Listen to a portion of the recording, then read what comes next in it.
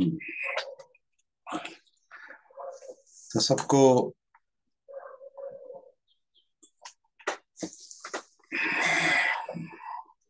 सबको जय भीम और नमो बुद्धाय।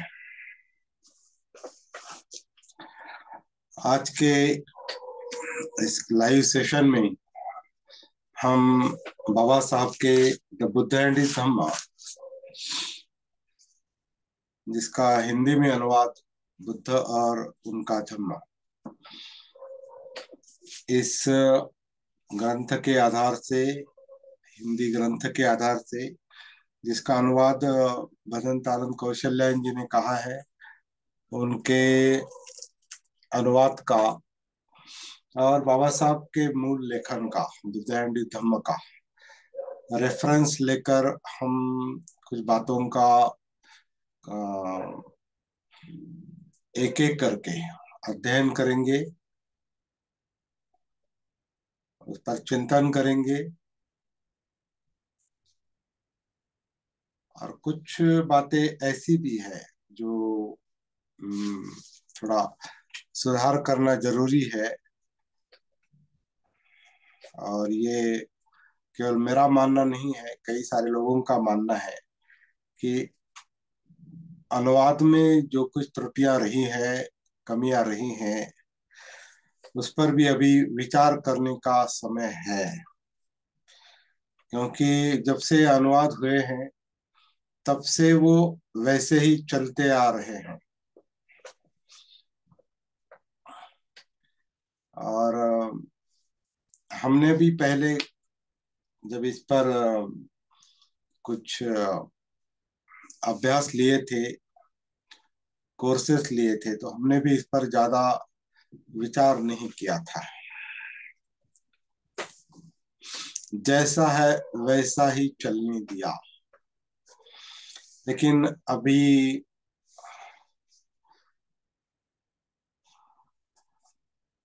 जो कुछ समझ बढ़ी है, जो कुछ सती जागृति बढ़ी है,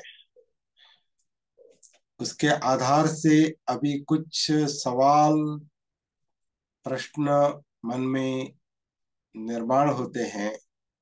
और ये प्रश्न मन में निर्माण होनी चाहिए, ये बाबा साहब की अपेक्षा भी थी उनके अनुयायियों से, कि अनुयायी केवल अंधभक्त ना बने रहे, केवल अंधभक्त ना बने, जो परंपराएं बताती आई हैं केवल परंपराओं का अनुगमन ना करें, परंपराओं का अनुसरण ना करें। ये बाबा साहब चाहते थे। क्योंकि अगर केवल परंपराएं जारी रही, जो कुछ उसमें जो बहुत सारी दूसरी परंपराओं की कॉपी है, क्योंकि मनुष्य एक तरह से कॉपी पेस्ट करने वाले माइंड का है, इधर से उठाकर यहाँ तत्सम कुछ बातें करने का हमेशा सोचता है। इसलिए इधर ये परंपरा है तो हमारी ऐसी चाहिए, वहां वो कर्म कांड है तो हमारा ऐसा चाहिए।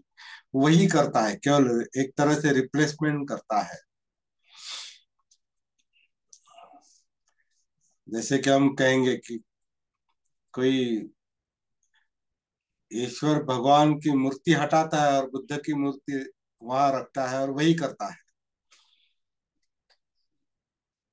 दूसरे ग्रंथों में जो लिखा है वही अपने इसमें लाता है और वही करता है, वही पठन करता है, केवल पठन करता है। तो इस तरीके से केवल परंपराओं को फॉलो करने से, परंपराओं का अनुगमन करने से कोई भी काम बनने वाला नहीं है। और खासकर बुद्ध धम्म का काम तो बिल्कुल बनने वाला नहीं है। और ये हमारा कहना नहीं है, ये मेरा व्यक्तिगत कहना नहीं है, ये बाबा साहब का कहना है, जिस पर आज हम विचार करेंगे। और वो विचार बुद्ध एंड हिज धम्म का, जो बुद्ध एंड हिज धम्म की जो शुरुआत है, इंट्रोडक्शन से। इस ग्रंथ के लिए बाबा साहब ने जो इंट्रोडक्शन लिखी है, जो परिचय लिखा है, वो 5 दिसंबर की रात को, 5 दिसंबर 1956 की रात को लिखा है। उनकी अंतिम कृति है और इसी अंतिम कृति से हम शुरुआत करेंगे, क्योंकि 5 दिसंबर की रात को उन्होंने बुद्धा एंड हिज धम्म की ये इंट्रोडक्शन लिखा, और 5 दिसंबर की रात को या 6 दिसंबर की सुबह 1956 को वो हमारे बीच नहीं रहे। तो ये उनकी अंतिम कृति है, इंट्रोडक्शन, बुद्धा एंड हिज धम्म का introduction.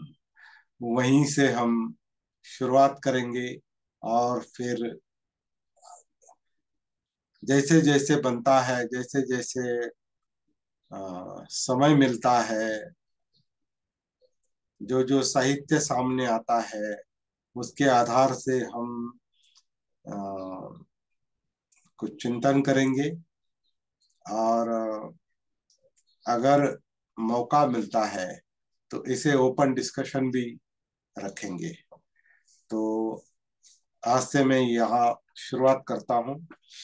Introduction, Buddha and his Dhamma, Buddha and his Dhamma, और हिंदी का बुद्ध, बंते जी ने भगवान बुद्ध और उनका धम्म लिखा है, लेकिन हम उसे बाबा साहब के ग्रंथ के अनुसार बुद्ध और उनका धम्म, इतना ही अनुवाद करेंगे, क्योंकि अभी ये सारी बातें नजदीक से देखने का ये हमारा प्रयास है। तो कुछ शब्द बदल जाएंगे, अ, जो अनावश्यक है उसे रिपीट नहीं करेंगे, और ये बातें अनुवाद में भी हुई है। तो मैं थोड़ा उदाहरण के तौर पर इंट्रोडक्शन के, मतलब उदाहरण के तौर पर इंट्रोडक्शन का पहला ही पैराग्राफ मैं लेता हूं यहाँ पर। Indications of a growth in the volume of interest in Buddhism are noticeable in some sections of the Indian people। तो इसका अनुवाद जो क्या है, भारतीय जनता के एक वर्ग की बौद्ध धर्म में दिलचस्पी बढ़ती चली जा रही है, इसके लक्षण स्पष्ट दृष्टिगोचर हो रहे हैं। सिंपल बात यह है, यहाँ बाबा साहब ने जो कहा है, भारतीय लोगों में, भारतीय लोगों के कुछ हिस्सों में, कुछ सेक्शंस में, कुछ लोगों में ये स्पष्ट दिखाई दे रहा है कि उनमें बुद्धिज्म में इंटरेस्ट या रुचि निर्माण हो गई है, और ये बढ़ती जा रही है। इसके साथ साथ, along with it, there is naturally a growing demand for a clear and consistent statement of the life and teaching of the Buddha। और वो कहते हैं कि इसके साथ साथ एक स्वाभाविक मांग बढ़ती जा रही है, उत्तर उत्तर, वो है कि बुद्ध के चरित्र और उनकी शिक्षाओं के संबंध में एक स्पष्ट तथा सुसंगत ग्रंथ की। हालांकि बाबा साहब ने ग्रंथ शब्द नहीं इस्तेमाल किया, स्टेटमेंट शब्द इस्तेमाल किया है। तो स्टेटमेंट यानी स्पष्टीकरण है, मतलब एक सुस्पष्ट स्पष्टीकरण की आवश्यकता है। ये डिमांड हो रही, मांग हो रही है कि बुद्ध का जीवन और उनकी शिक्षा, इनमें स्पष्ट और सुसंगत स्पष्टीकरण की आवश्यकता है। स्पष्ट और सुसंगत स्पष्टीकरण, बुद्ध का जीवन और बुद्ध की शिक्षा। तो ये बाबा साहब ने क्यों कहा है? क्योंकि बुद्ध की शिक्षा और बुद्ध का जीवन, इनमें सुस्पष्टता नहीं है। इसलिए उन्होंने ये लिखा है कि बुद्ध का जीवन और शिक्षा सुस्पष्ट रूप से अभी सामने आनी चाहिए, जिसमें अभी संदिग्धता है, अभी भी संदिग्धता है, बहुत कुछ संदिग्धता है। और इसका कारण क्या है, इसका कारण भी उन्होंने आगे बताया है। देखिए, पहले ये देखते हैं, उन्होंने इस बात को रखा है, बहुत इंपॉर्टेंट बात है। किसी अबौद्ध के लिए ये कार्य अत्यंत कठिन है कि वो बुद्ध के चरित्र और उनकी शिक्षाओं को ऐसे रूप में पेश कर सके कि उसमें संपूर्णतः सुसंगति रहे। बंते जी का अनुवाद थोड़ा सा बदल के, मैं अभी हर अनुवाद पर मैं प्रश्न चिन्ह नहीं उठाऊंगा, लेकिन उसे बाबा साहब के मूल शब्दों के अनुसार जो अनुवाद होता है उसको लेकर हम चर्चा करेंगे।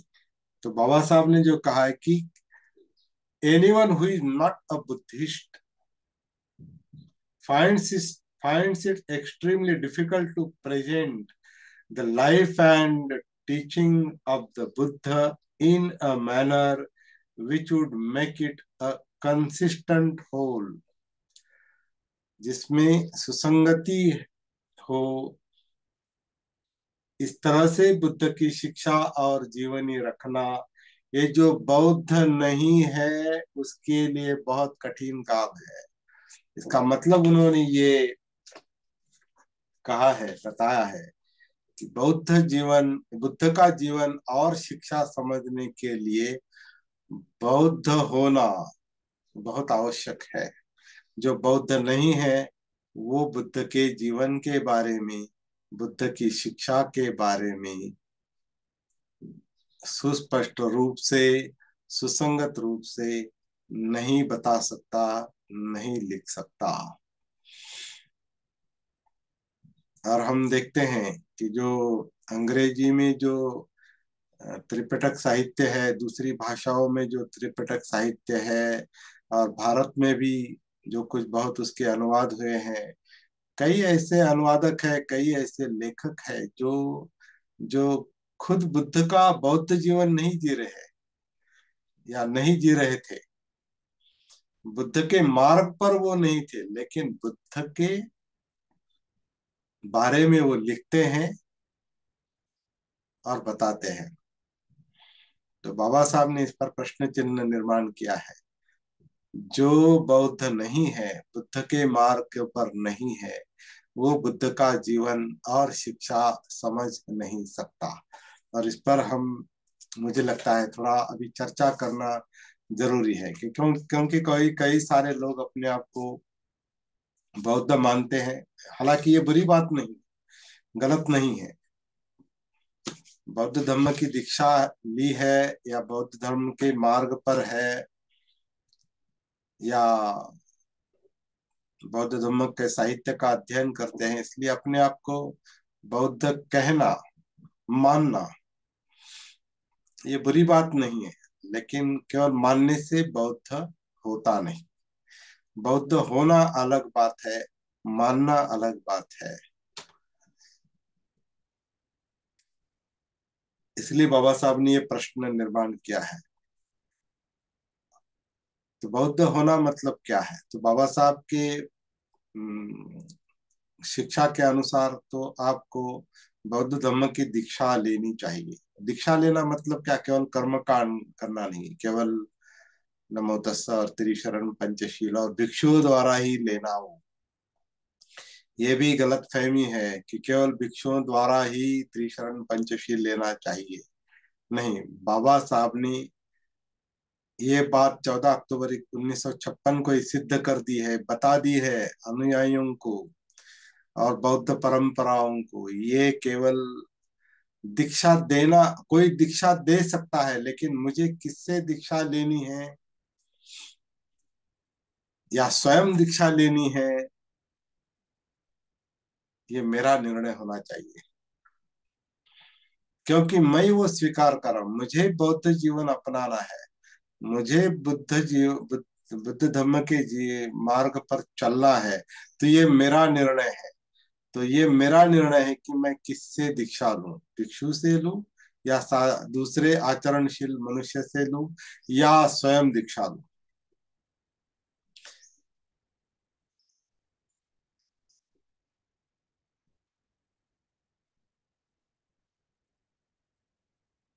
ये समझना अभी बहुत इम्पोर्टेंट बात है। केवल कर्मकांड पर नहीं चलेंगे। तो एक तो जो दीक्षा लेता है वो बौद्ध है, लेकिन और आगे बाबा साहब कहते हैं, देखिए 14 अक्टूबर 1956 को उन्होंने स्वयं भिक्षु चंद्रमणि जी से दीक्षा ली, एक भिक्षु से दीक्षा ली। और उपस्थित जो लोग थे 5-6 लाख लोग जितने भी थे, और आगे आने वाले जितने भी लोग लोगों को दीक्षा देने वाले थे, स्वयं दीक्षा देने वाले थे। तो 14 अक्टूबर 56 को उन्होंने स्वयं दीक्षा चंद्रमणि जी से ली, और उपस्थित 5-6 लाख लोगों को स्वयं दीक्षा दी। स्वयं, चंद्रमणि जी से नहीं कहा कि आप इन लोगों को दीक्षा दो, उन्होंने स्वयं दीक्षा दी। और स्वयं दीक्षा देकर स्वयं लोगों को बौद्ध बनाकर ये घोषित कर दिया कि हरेक ने हरेक को दीक्षा देने का, हरेक को दीक्षा देने का अधिकार है। मतलब हर कोई दूसरे को दीक्षा दे सकता है। इस तरह का मतलब एक तरह से विस्फोट कर दिया, तो दीक्षा का भी विस्फोट कर दिया कि कोई एक की जिम्मेदारी नहीं, जिसको दीक्षा लेनी है वो किसी से भी ले सकता है, या हम तो यूं कहेंगे कि स्वयं दीक्षा ले सकता है। क्योंकि समाधियामी न, जैसे पंचशील की दीक्षा हम लेते हैं, पाणातिपाता वेरमणि सिक्खापदम समाधियामी, मैं ये शिक्षा ग्रहण करता हूँ।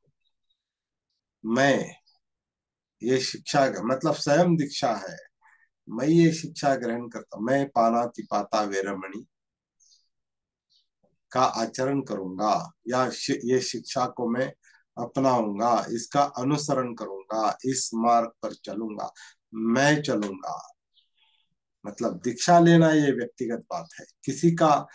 तुम पाणाति पाता वेरमणि सिक्खापदं समादियामि का दीक्षा लो, तुम करो, ऐसा कोई नहीं बता सकता।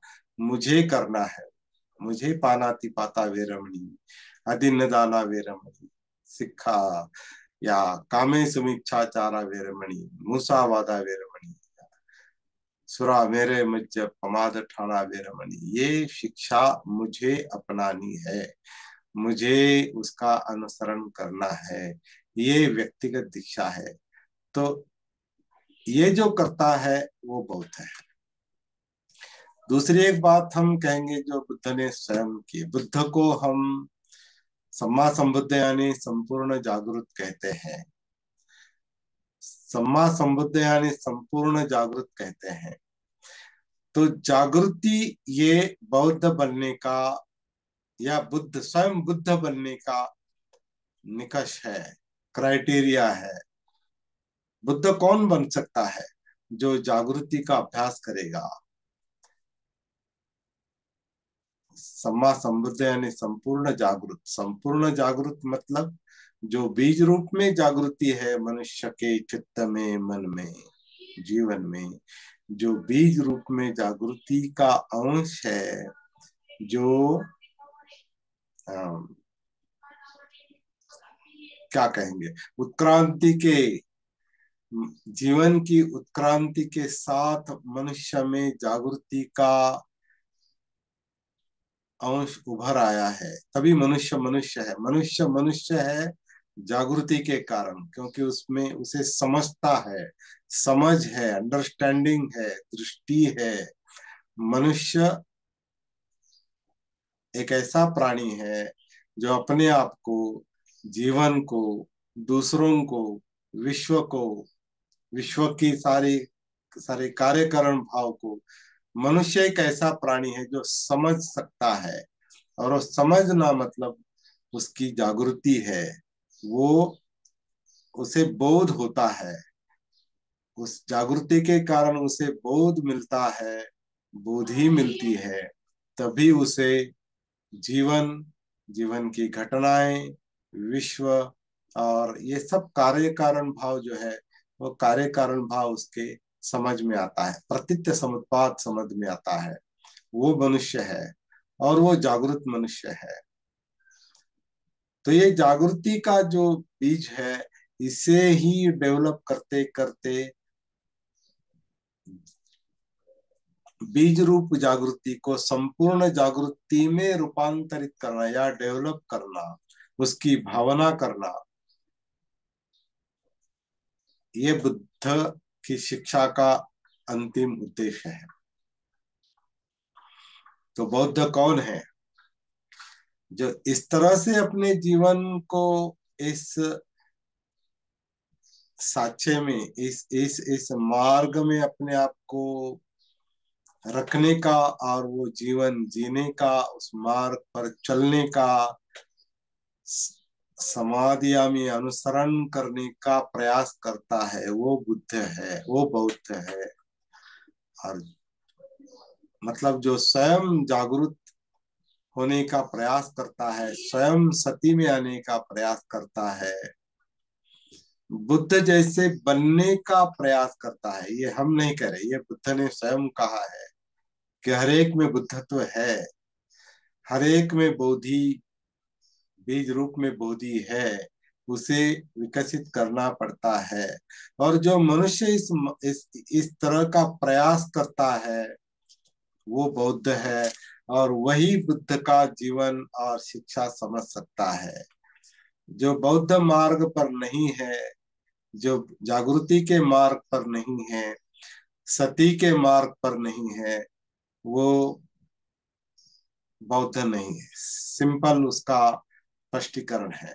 तो बाबा साहब ने इसीलिए कहा है कि जो बौद्ध नहीं है, वो बुद्ध की शिक्षा और जीवन नहीं बता सकता। और उन्होंने आगे एक बहुत बड़ी चेतावनी दी है। वो कहते हैं कि जब हम निकाय आदि पाली ग्रंथों के आधार पर बुद्ध का जीवन चरित्र लिखने का प्रयास करते हैं, तो हमें ये कार्य सहज प्रतीत नहीं होता, और उनकी शिक्षाओं की सुसंगत अभिव्यक्ति तो और कठिन बात है। ये बहुत इंपॉर्टेंट बात बाबा साहब ने इसमें बताई है कि केवल त्रिपिटक पर, मतलब निकाय पर, अभी बंते जी ने इसमें दिग्घ निकाय लिखा है, केवल दिग्घ निकाय नहीं कहा बाबा साहब ने, निकायों पर कहा है। Depending on the Nikayas, not only the presentation of a consistent story of the life of the Buddha becomes a difficult thing, and the presentation of some parts of his teaching becomes much more so. मतलब केवल त्रिपिटक निकायों पर, जैसे कि हम कहते हैं कि निकाय जो है वो सुत्त पिटक के 5 निकाय है, दिग्घ निकाय, मध्यम निकाय और अंगुत्तर निकाय, संयुक्त निकाय, अंगुत्तर निकाय और खुत्तक निकाय। निकाय जो है, जो संकलन है, बुद्ध की शिक्षा का जो संकलन है, जो बुद्ध के बाद भिक्षुओं ने किया है या दूसरे लोगों ने किया है, लेकिन नाम केवल भिक्षुओं का ही आता है। दूसरे लोगों ने भी कुछ जो कुछ संकलन किया है, फिर उसका कई सारी भाषाओं में अनुवाद हुआ है दुनिया भर में।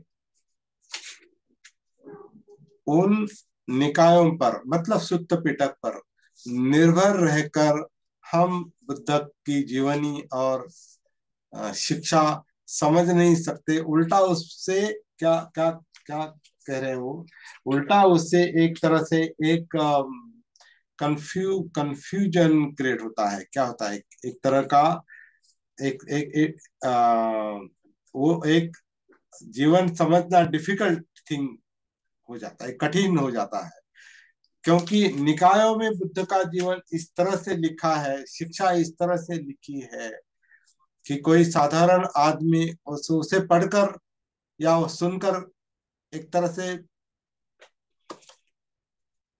कंफ्यूज हो जाता है, कंफ्यूज हो जाता है। कुछ शिक्षाएं तो ऐसी है कि मनुष्य कंफ्यूज हो जाता है। तो स्वतंत्र विचार करने की आवश्यकता है, ये बाबा साहब को कहना है यहाँ पर।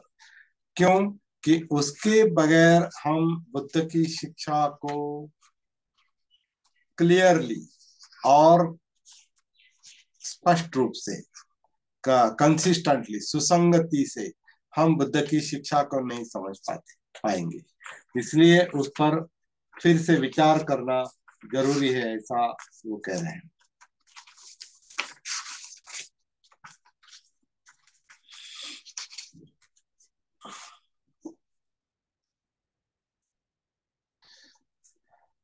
और आगे वो कहते हैं कि यथार्थ बात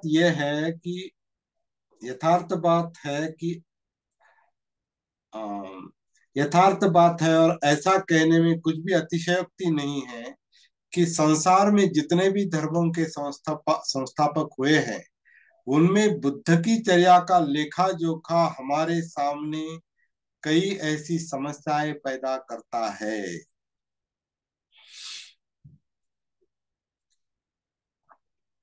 बुद्ध की चर्या का लेखा जोखा जो हमारे सामने आया है अब तक, त्रिपिटक के आधार से हो या भिक्षुओं के आधार से हो या गुरुओं के आधार से हो, जो भी लेखा जोखा हमारे सामने आया है, उससे वो समस्याएं पैदा करता है, जिसका निराकरण यदि असंभव नहीं है तो अत्यंत कठिन अवश्य है। जिनका निराकरण असंभव नहीं तो अत्यंत कठिन है, मतलब वो उसका निराकरण करना संभव है, भले वो कठिन है लेकिन संभव है।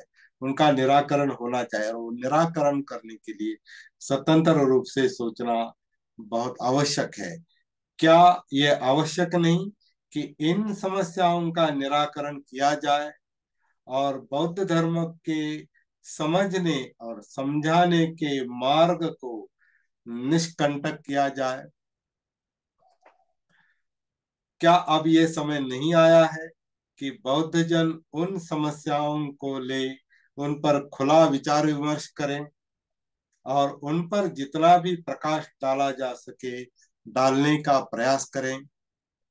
ये सारे सवाल बाबा साहब निर्माण करते हैं कि स्वतः इन समस्याओं का, जो भी समस्याएं बुद्ध की शिक्षा और जीवनी के बारे में निर्माण हुई है, उन पर उनका निराकरण होना चाहिए। और उसको समझने की और समझने का और समझाने का जो मार्ग है, वो निष्कंटक, मतलब दिक्कत रहित कर देना चाहिए। और इसके लिए खुला विचार विमर्श करने की आवश्यकता है। अभी खुला विचार विमर्श करना ये बहुत ढाढ़स का और समझदारी का और जागृति का काम है। आजकल तो हम देखते हैं कि केवल पठन पाठन पर ज्यादा जोर दिया जा रहा है, और वो अच्छा है, ज्ञान बढ़ाने के लिए वो अच्छा है। लेकिन ज्ञान बढ़ सकता है, प्रज्ञा जो है वो केवल सती जागृति से संभव है। ज्ञान को समझना प्रज्ञा है, ज्ञान का बोध, बोधि, वो अलग बात है। तो ज्ञान कमाना कोई बुरी बात नहीं है, लेकिन केवल ज्ञान पर निर्भर रहकर हम प्रज्ञा की प्राप्ति या बुद्धत्व की प्राप्ति या बोधि की प्राप्ति नहीं कर सकते। ज्ञान अपनी जगह, ज्ञानेंद्रियों का काम है। जैसे आंखों का काम है हम पढ़ रहे हैं, कानों का काम है हम सुन रहे हैं। तो ज्ञान ज्ञानेंद्रियों का काम है, लेकिन समझदारी जो है, अंडरस्टैंडिंग जो है, दृष्टि जो है, प्रज्ञा जो है, वो जागृति का काम है, वो सती का काम है। और वो जो करेगा वही बौद्ध है, वही बुद्ध के जीवन को और शिक्षा को समझ सकता है, ऐसा ये संकेत है। और इस पर हमें विचार करना है। आगे कहते हैं बाबा साहब उसमें कि इन समस्याओं की चर्चा को उत्तेजित करने के लिए, अभी चर्चा चर्चा को उत्तेजन देने के लिए मैं उनमें से कुछ का यहाँ उल्लेख करता हूँ।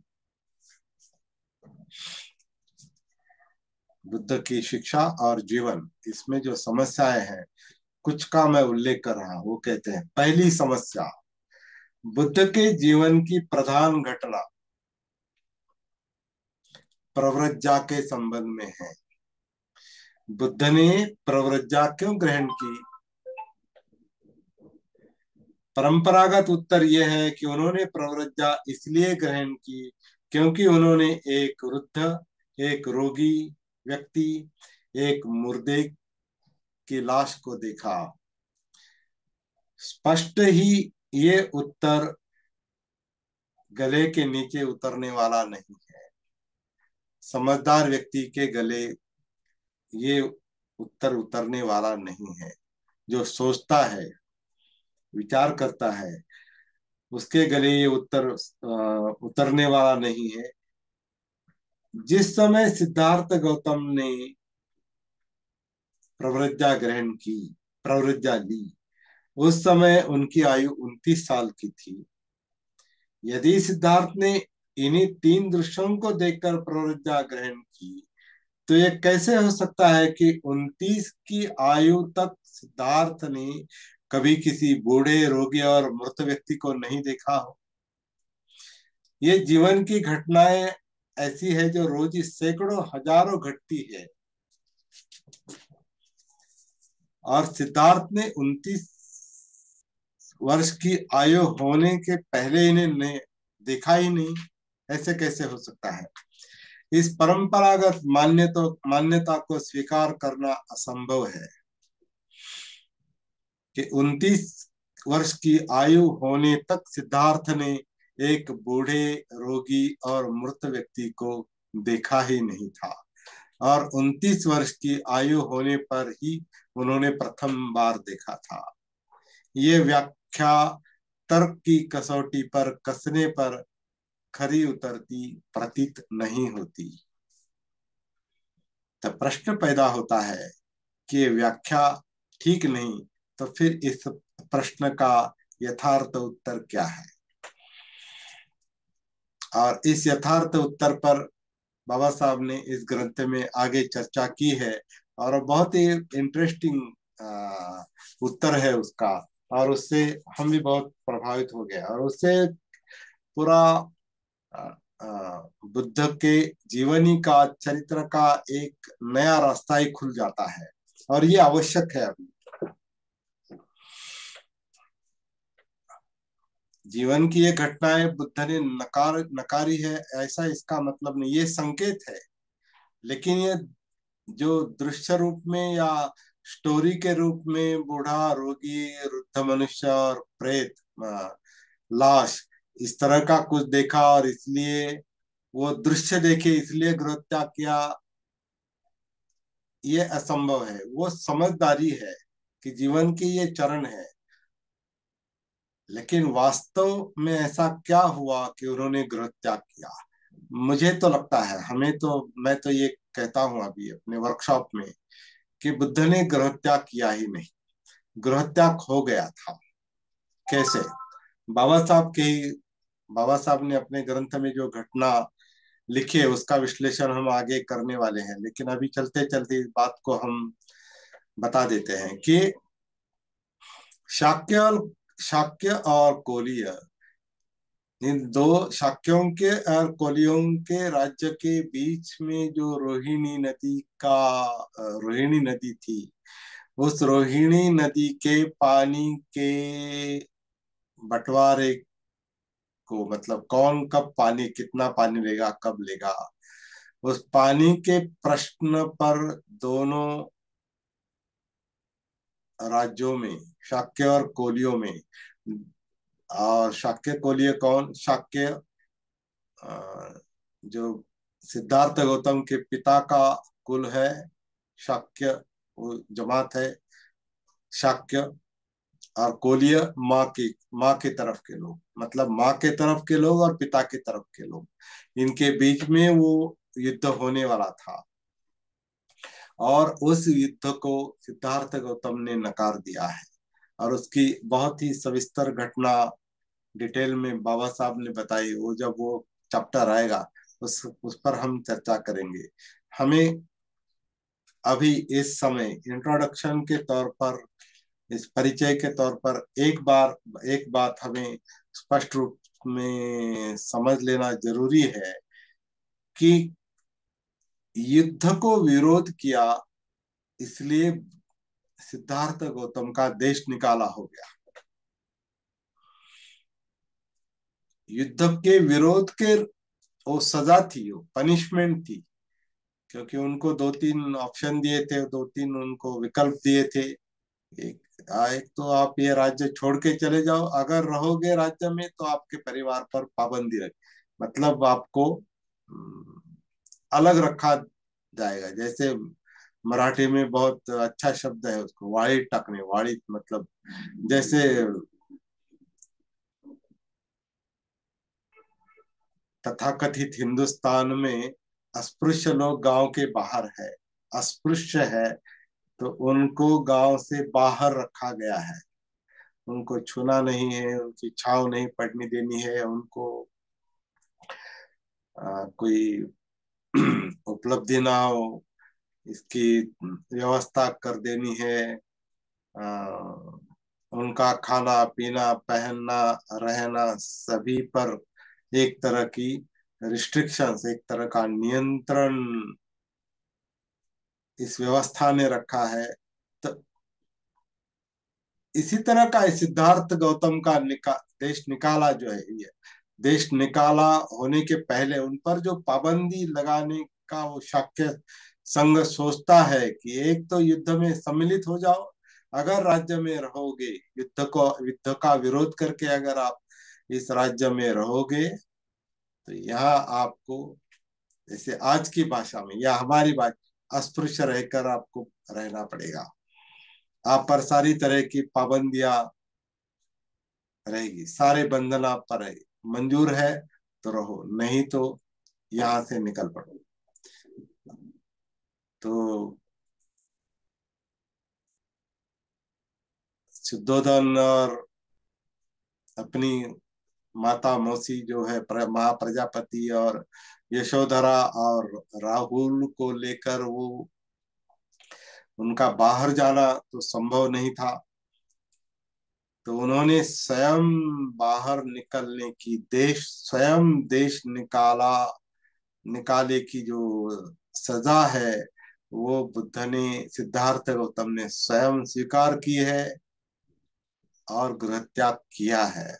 इसका मतलब ये है कि सिद्धार्थ गौतम ने, जैसे बताया जाता है, वो भगोड़े की तरह, सिद्ध यशोधरा नींद में थी, राहुल नींद में था, और किसी को बिना बताए वो घर छोड़कर चले गए। ये इतिहास दूसरों ने लिखा है, और युद्ध का भी इतिहास उसमें क्लियरली नहीं आया है। ये बाबा साहब ने लोगों के सामने रखा है कि युद्ध जन्य परिस्थिति निर्माण हुई, युद्ध के लिए सिद्धार्थ के विवेक ने विरोध किया कि युद्ध से कोई भी हल निकलने वाला नहीं है। युद्ध के लिए विरोध किया, इसलिए उनको सजा दी, और सजा के तौर पर उनको, उनका गृह त्याग हो गया, उन्होंने किया नहीं था। तो वो स्वयं इच्छा से वो भिक्षु नहीं बने थे, इच्छा से उन्होंने गृह त्याग नहीं किया था, वो सजा थी। लेकिन अब घर से बाहर निकले हैं, तो उस समय की जो परिस्थिति थी वो भिक्षु बनने पर बाध्य कर दिया उसको, क्योंकि श्रमण ब्राह्मणों की और योगियों की, परिव्राजकों की वो परंपरा उस वक्त चलती थी अनेक धर्मों में। तो उन्हीं में से कुछ परंपरा को स्वीकार करना वो तय था, क्योंकि दूसरा कोई चारा नहीं था। तो बाद में वो जो कुछ उनका जीवन बना है वो हमें पता है, या उसमें कुछ जो एडिशन करके रखा है वो सब पर अभी विचार करना जरूरी है, वो बाद में हम विचार करेंगे। फिलहाल इतनी बात, क्योंकि बाबा साहब ने चिंतन करने के लिए, विचार करने के लिए कहा है, इसलिए हम विचार कर रहे हैं, चिंतन कर रहे हैं कि वास्तव क्या हो सकता है।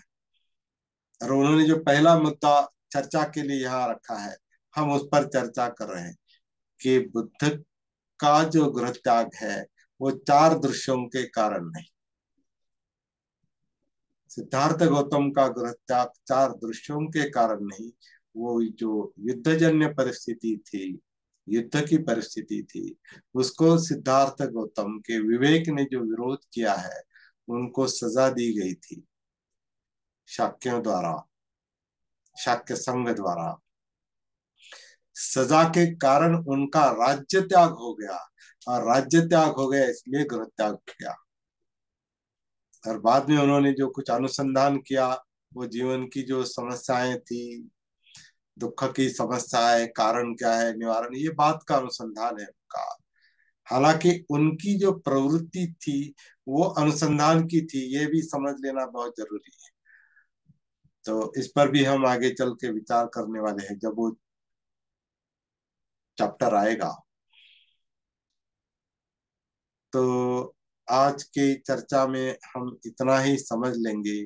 बुद्ध ने स्वयं गृह त्याग नहीं किया था, स्वयं भिक्षु नहीं बने थे, उन पर, उनको सजा दी थी, और सजा इसलिए दी थी, शाक्य और कोलीय इनके बीच रोहिणी नदी के पानी पर जो विवाद छिड़ गया था, जो युद्ध छिड़ गया था, युद्धजन्य परिस्थिति निर्माण हुई थी, उसको सिद्धार्थ गौतम का विवेक विरोध करता है कि कोई भी प्रश्न जो है वो युद्ध से हल होने वाला नहीं है, चर्चा से हल हो सकता है।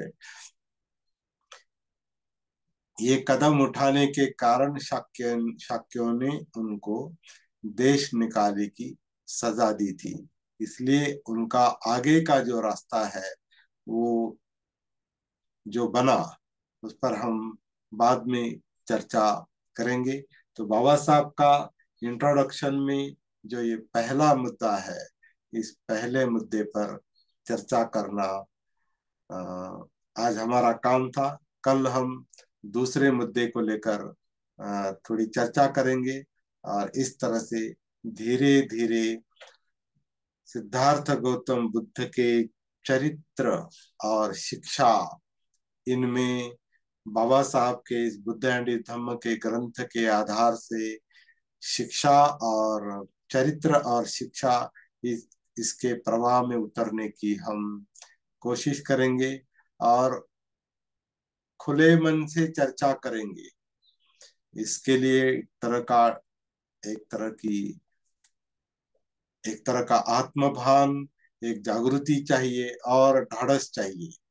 हम बाबा साहब के अनुयायी हैं, जागृति का अग्नि प्रज्वलित रखो, ये बाबा साहब की शिक्षा थी। जागृति का अग्नि कभी भी बुझने नहीं देना चाहिए, ये बाबा साहब की शिक्षा थी। बाबा साहब ने जिंदगी भर जागृति का ही संदेश दिया है, और बुद्ध ने भी शुरू से अंत तक सती, जागृति, अपमाद, जैसे उनका अंतिम संदेश था, अपमादेन संपादेत, जागृति के साथ प्रयत्नरत रहो। तो जागृति सेंट्रल पॉइंट है, सती जिसे बुद्ध ने सती कहा है, जैसे कायानुसति, वेदना यानी हमारी फीलिंग, सुख दुख, इसकी जागृति, उसका कारण चित्त की जागृति, उसके मुताबिक उसके अनुसार जो मनोधम्म काम करते हैं, विचार प्रक्रिया जो काम करती है, जिसका इनपुट इंद्रियों से मिलता है। तो ये काया धम्म, वेदना धम्म, चित्त धम्म, मनोधम्म, इन धम्मों की जो सती है, कायानुसति, वेदनानुसति, चित्तानुसति और धम्मानुसति, ये जागृति के साथ अपने जीवन का बोध रखकर, जागृति का अभ्यास करते करते हम ये चिंतन करेंगे, सोते हुए नहीं, या केवल हमें कोई अपनी बुद्धिमत्ता दिखानी है और होशियारी दिखानी है, इसलिए ये चिंतन नहीं करेंगे। बाबा साहब की अपेक्षा के अनुसार बुद्ध का जीवन और शिक्षा समझ लेने की कोशिश करेंगे। ये आज की आवश्यकता है, इसलिए ये चर्चा हमने यहाँ पर ऑनलाइन छेड़ी है। आप सब लोगों ने यहाँ पर, आप सब लोग अगर यहाँ पर आएंगे, अपना कंट्रीब्यूशन देंगे, और अभी सारी बातें कुछ लोगों ने यहाँ पर कुछ मैसेज डाले हैं, सब पर हम चर्चा नहीं कर सकते, लेकिन इसको मैं बाद में पढ़ूंगा। और कुछ फोन पर भी हमारी बातें हो सकती है, और इसका परिणाम ओपन डिस्कशन में भी हो सकता है।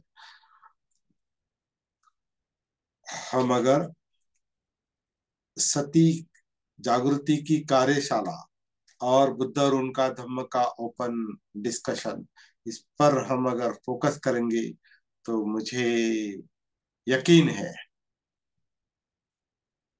कि भारत को हम बाबा साहब के अपेक्षा के अनुसार बौद्ध में बनाएंगे।